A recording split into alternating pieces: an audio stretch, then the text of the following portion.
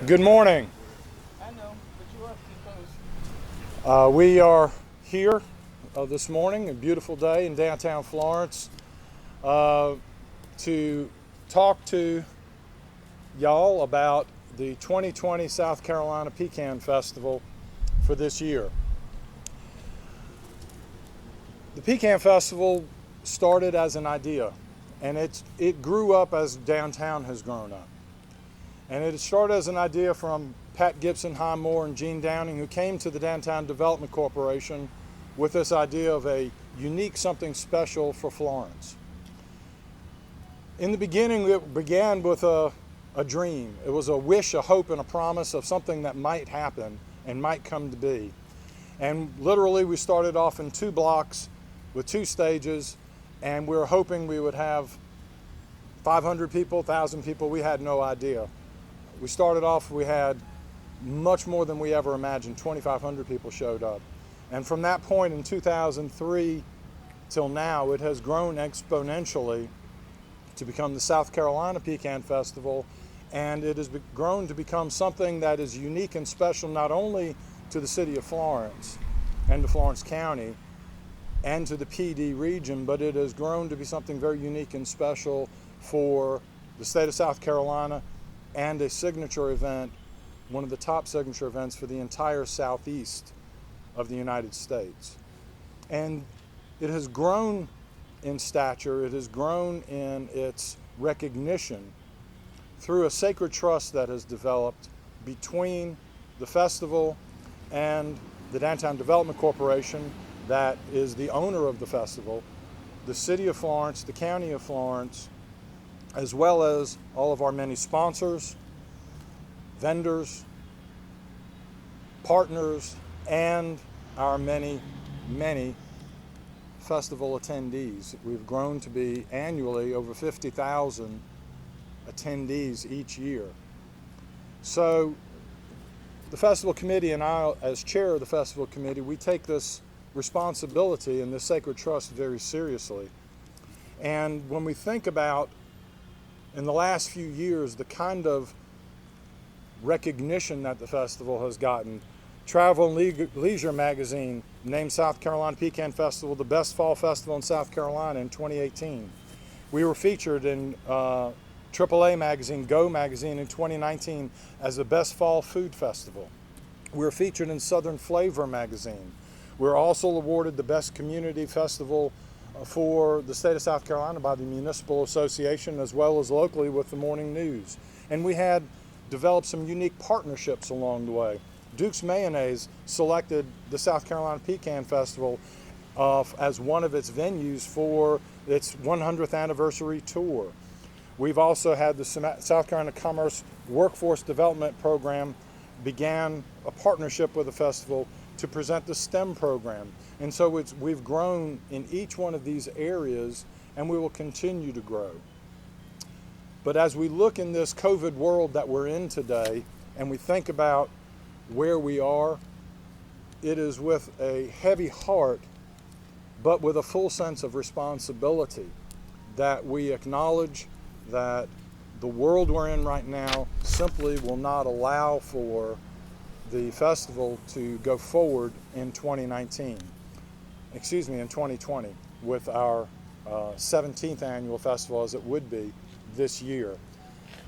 The South Carolina Pecan Festival Committee met and made the recommendation, and then a meeting was held between the festival, myself on behalf of the festival, along with Randy Osherman, our city manager, and our partnership with the city of Florence, and Scott Collins as on behalf of the Downtown Development Corporation, as well as with Hannah Davis, our downtown manager, to assess from a safety standpoint, from a programming standpoint, if it's possible to do it in a safe manner. And the answer was a unanimous no for this year. So we're here to make this announcement and to say that it's in the context of this sacred trust that we've built. It's in the context of these relationships that we've had over these many years that we are announcing that the 2020 South Carolina Pecan Festival will be canceled, but we will be back bigger and stronger than ever in 2021. So we encourage everybody and ask everybody to please note your calendar for the first Saturday in November in 2021, where we will have a rebranded and bigger and better than ever South Carolina Pecan Festival at that time. For those who are already have been vendors and have submitted their your vendor money, we have made decision to either provide a refund for those who are wanting a refund, or if you'd like to keep your vendor fees for next year, we will do that. And the same with sponsors. So we're working with our sponsor community as well as the vendor community to make the fiscal impact as minimal as possible for everybody and to address it in that way. We were forced to do it at this point in that we were pushed as far as we could. We've delayed as long as we could to make this announcement before we had to expend many, many thousands of dollars on our own to make commitments. And so it's the right, prudent decision for the festival to make, and it's with the support of the City of Florence, it's with the support of the Downtown Development Corporation, as well as our Florence community, that we make this announcement today. So we want to thank all of our thousands of loyal and faithful vendors and participants and festival goers, sponsors, and thank everybody for the support we've gotten, and we appreciate the continued support as we go forward, looking forward now to 2021. If anybody has any questions of me, I'll answer those now, but I'll also be calling up Pat Gibson High Moore to speak, and Hannah Davis will be addressing us as well. So if you have any questions of me right now, otherwise I'll have Pat speak for a couple of minutes. Mr. Bailey, like for the businesses, a lot of them really depended on this weekend. You know, it's really for some of them, it wasn't make or break, but it was like, wow, you know, this is really going to give us the boost to cap off the end of the year. And what do you say for all of the, you know, places who depended on this stuff to get rid of it? Well, it's going to be an impact certainly on the local businesses that rely on the traffic, but we've also not been able to go forward with our Florence After 5 that we've had scheduled. So all of those events have had to be canceled. And let's face it, I don't know how you maintain 6 foot of social distancing with 50,000 people when sometimes it's hard to get 6 inches of social distancing when you're walking up and down Irby Street. So it's going to be a challenge for everybody, and we certainly are disappointed ourselves. It's kind of heartbreaking, really, on our part that we have to do this, but it's a responsibility that we have, and we have to first and foremost hold our responsibility of safety before everything else. So we and as Randy Osterman, our city manager, who's comes from the side of the first responders with the fire department as well as with the police department, he can tell you himself how every year we focus so strongly on safety of our participants as well as everybody here. So while it is disappointing, it's unfortunate that this is something that we have to do at this time. The vendor fees, is that a big, you know, that's a lot of money for the city? How much? Well, the vendor fees is certainly a significant portion of the overall budget, but we're not going to have the expenses. So while we're not going to have the vendor fees as income, we won't be expending the money either. So the festival will be able to remain fiscally sound because we're making the decision now to essentially cancel it and not making those expenditures that we would have otherwise. Excuse me? What's the overall budget? The overall budget is somewhere in the neighborhood of $150,000.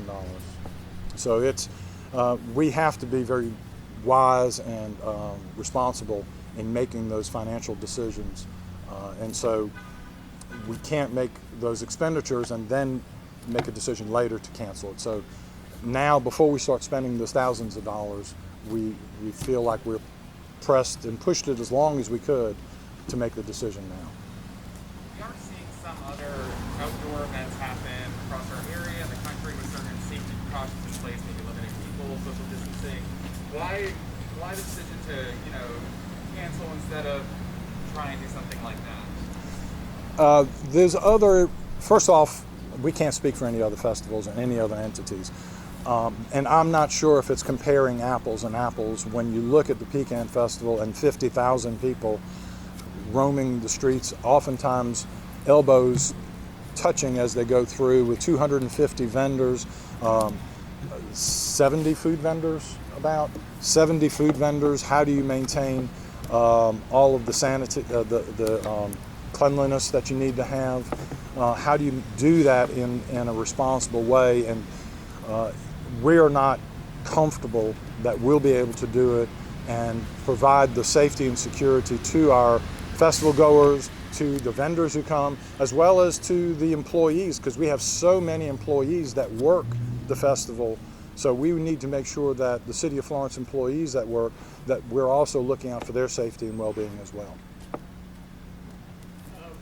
So you don't really know what the fires might look like down the road. Was there ever a consideration of possibly postponing it to a later date rather than just shifting it to next year? Well, no. The answer is really no. We haven't looked at that because the Pecan Festival, if you think about the tour that these vendors have throughout the year, the last stop of the year for them is the first Saturday in November for the Pecan Festival.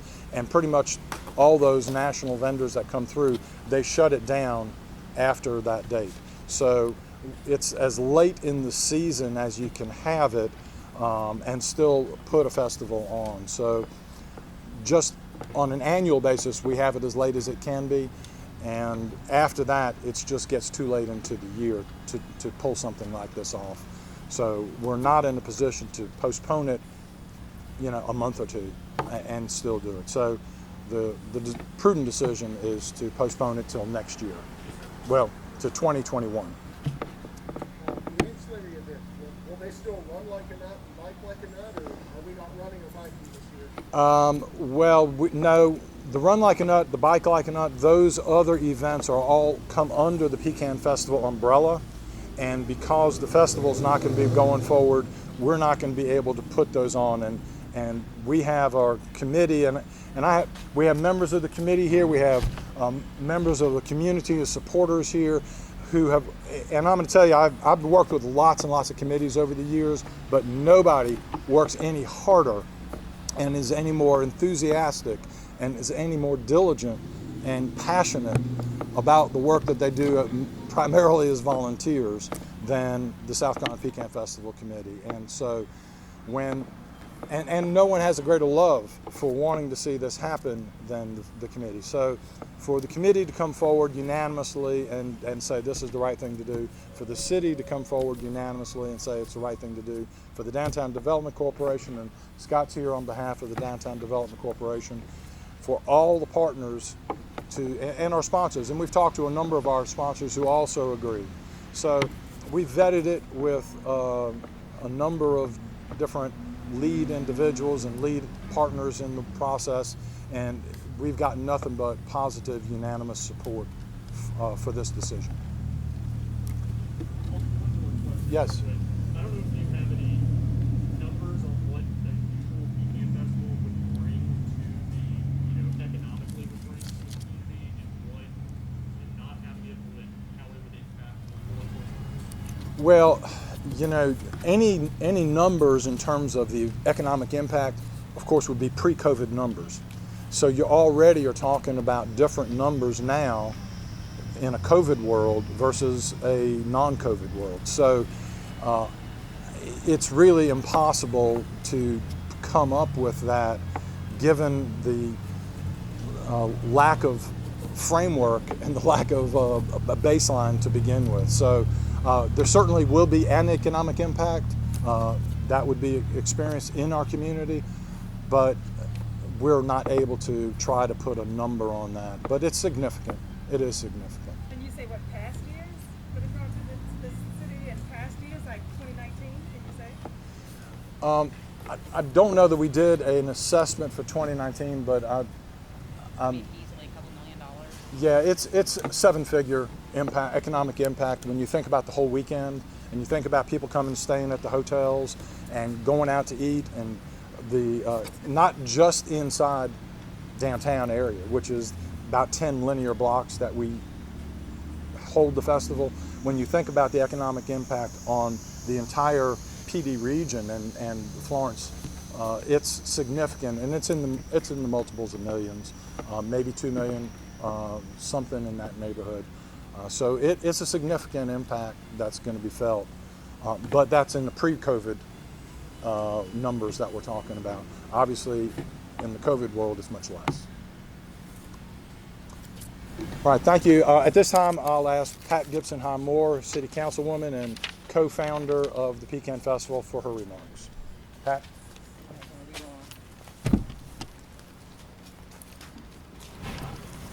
I won't be long because it's hot out there.